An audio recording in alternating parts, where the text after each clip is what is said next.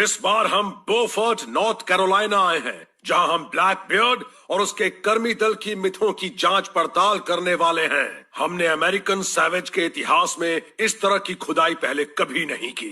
Black beard को उत्तरी और दक्षिणी कैरोलिना के समंदर किनारे बहुत पसंद थे। उसने दक्षिणी कैरोलिना के चार्ल्सटन शहर को बंधक बना लिया था। वो वाकई बड़ा ही खतरनाक लुटेरा था। सन 1718 में ब्लैक बियर्ड ने करीब एक हफ्ते तक चार्ल्सटन बंदरगाह की नाकाबंदी की थी, मगर वहां ब्रिटिश बेड़ा आया और उसने उसे उत्तर की ओर खदेड़ दिया। बाद में उसका जहाज क्वीन एन्स रिवेंज भी बोफर्ट के किनारे के पास डूब गया। ब्लैक बियर्ड तो बच निकला, मगर उसका खजाना आज तक नहीं मिल पाया है। सन 1996 में क्वीन एन्स रिवेंज के मलबे की खोज हुई थी और तभी से सबका ध्यान सिर्फ ब्लैक बियर्ड पर ही है। मगर उसके कर्मी दल का क्या हुआ? हमें उससे ही असली खजाना मिल सकता है, जबकि आज तक कई लोगों ने कोशिश तो की पर नाकाम ही रहे हैं। आपको क्यों लगता है कि हमें भी यहाँ से खाली हाथ जाना पड़ेगा? मुझे लगा कि मैंने डैड का हर कमाल देख लिया है, लेकिन अब हम खुले समंदर में एक गड़े खजाने की तलाश में आए हैं और मुझे लग रहा है कि इस बार हम शायद अपनी हदें पार कर रहे हैं। देखो, अच्छी बात यह है कि इस वक्त शायद सिर्फ हम ही खजाने की तलाश कर रहे हैं। मुझे लगा था तुम दोनों बहुत खुश होगे, गोताखोरी। हाँ, लेकिन हम अभी ऑफ सीजन में आए हैं। पानी बर्फ की तरह ठंडा होगा और कुछ दिनों पहले तो हरिकेन भी आया था ना। मैंने अभी तक सिर्फ जमीन पर ही खुदाई की है और अब ये मुझे समंदर में खुदाई करने ले आए। शार्कों के हवाले करना चाहते हैं क्या? मेरी बात सुनो, अगर ये काम आसान होता तो सब ये कर रहे होते, लेकिन ऐसा है नहीं। हाँ, अगर आसान होता तो आप दोनों भी कर रहे होते। हाँ, सही कहा। तभी तो हम अपने बेटों को लाए हैं। ये काम तुम करोगे। ठंड लग रही है कि नहीं? मौसम तो बहुत अच्छा है। तुम्हारी मॉम ने पहले ही एक बोट किराए पर ले ली है, मगर मैं चाहता हूँ कि तुम लोग पहले ये समझ लो कि हमें यहाँ करना क्या है। आओ, इसे ध्यान से देखो। ये है बोफर्ट और हम अभी इसी शहर में हैं। क्वींस रिवेंज का मलबा यहाँ मिला था। हम वहां तक नहीं जा सकते, मगर कोई बात नहीं, क्योंकि हमारी दिलचस्पी उसके कर्मी दल में है। उसकी ओर किसी का ध्यान ही नहीं गया है। वो भी अपनी जान बचाकर भाग निकले थे, मगर उनके पास जो कुछ भी था वो हमें मिल सकता है और हम उससे ही पैसे कमा सकते हैं। जब ब्रिटिश नौसेना उनके पीछे पड़ी थी, तब ब्लैक बियर्ड के साथियों ने समंदर में छलांग लगा दी थी और उस वक्त उनके हाथ जो आया वो उसे अपने साथ ले गए। वो जहाज पर से यहाँ कूदे होंगे और उस वक्त उनकी जेब में क्या था कोई नहीं जानता। वो बोट में तैरते हुए या फिर किसी और तरीके से किनारे तक पहुंचना चाहते थे। उनमें से कई चीजें ऐसी भी होंगी जो तल पर जा बैठी होंगी और मैं यहाँ वही चीजें ढूंढना चाहता हूँ। वो अभी भी वही होंगी। तो हमारा ये अर्जी है, क्वीन एन्स रिवेंज से लेकर समंदर किनारे के बीच की जगह हमें यही काम करना है। याद रहे, आज भी सोने के सिक्के किनारे पर आते रहते हैं, इसलिए यहाँ खजाना तो जरूर है। अगर हमें सही जगह मिल गई तो हम काफी पैसे कमा लेंगे। चलो रीटा, हम कैप्टन स्टीव से बात कर लेते हैं। चलो। बोफर्ट, हो जाओ तैयार। आ गया है सैवेज परिवार। हमने पहले ही अपना एक साथी ढूंढ लिया है। यह है एक स्थानीय कैप्टन जो हमारे साथ 80-20 की हिस्सेदारी के लिए तैयार है, मगर पहले हमें उन्हें ढूंढना होगा। हेलो, आप कैसे हैं कैप्टन? आइए, कैसे हैं आप? अच्छा हूँ, मैं हूँ रिक। यह है मेरी बीवी रीटा। हाय। हाय रीटा। आपने इनसे ही बोट किराए पर देने की बात की थी। हाँ हाँ, बिल्कुल। आप कब जाना चाहते हैं? हम बिल्कुल तैयार हैं। आपको ये मालूम होगा कि हाल ही में यहाँ एक हरिकेन आया था। मगर मैंने आपसे बात तो की थी ना। हाँ, लेकिन क्या आपको पता है कि इस वक्त समंदर की क्या हालत है? आज तो समंदर में हम जा ही नहीं सकते। हमने आपसे कहा था कि हमें आज ही जाना है। कहा तो था। बताइए, पैसे कितने?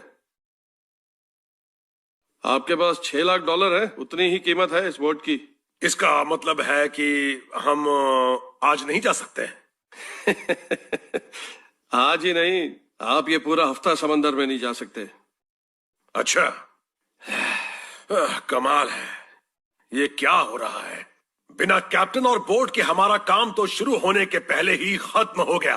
हमें जल्दी से किसी और को ढूंढना होगा। हेलो, लगता है यहां कोई नहीं है। ओह हे, हेलो। सो तो नहीं रहा है ना? एक्सक्यूज मी सर, कोई है जो हमें समंदर में ले जा सके? आप कहाँ जाना चाहते हैं? हम लुटेरों के खजाने की तलाश में जाना चाहते हैं। रुकिए, मैं आ रहा हूँ, फिर बात करते हैं। ठीक है।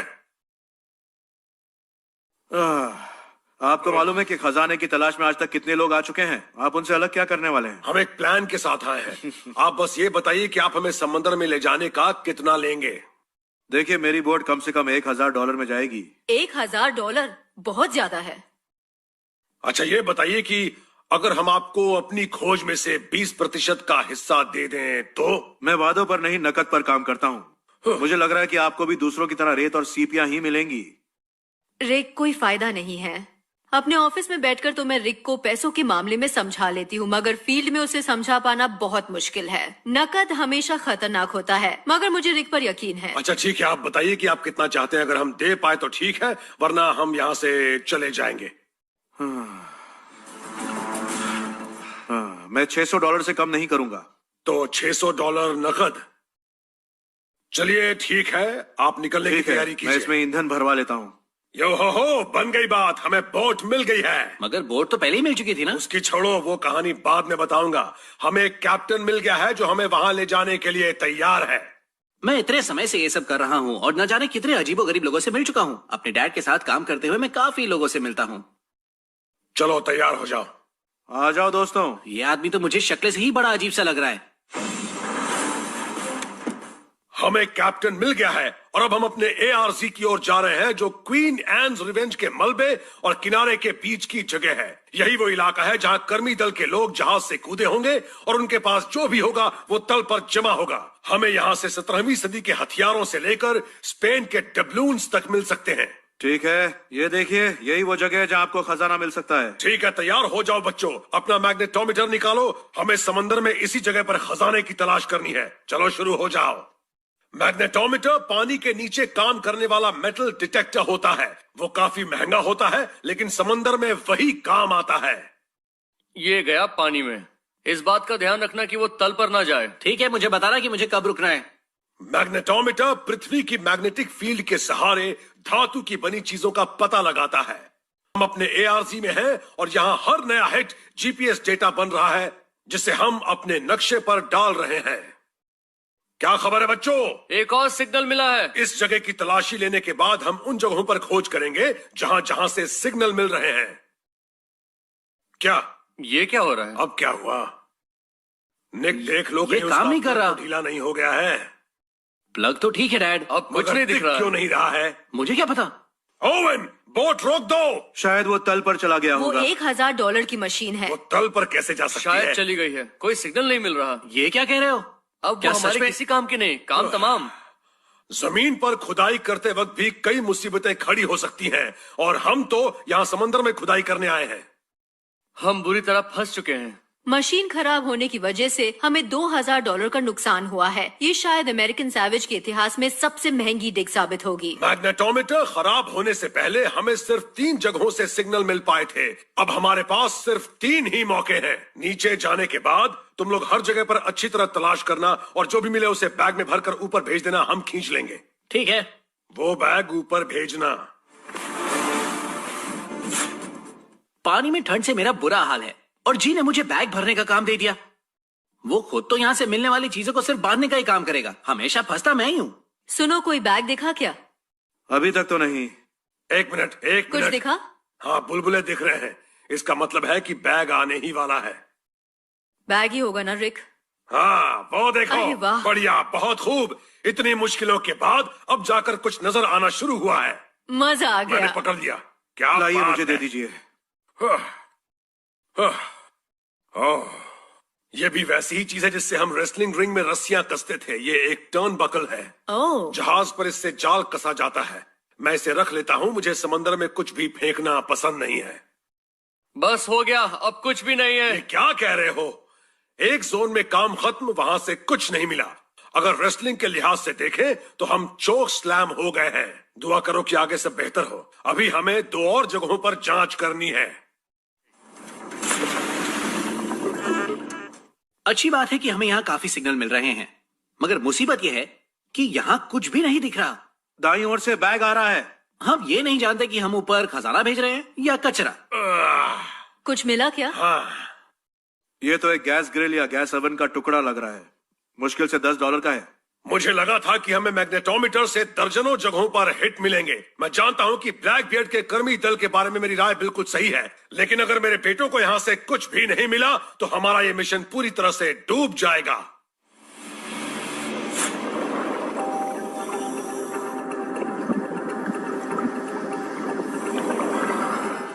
बैग है क्या? हाँ, बैग ही है। हाँ, रुको रुको। बुक ले लीजिए।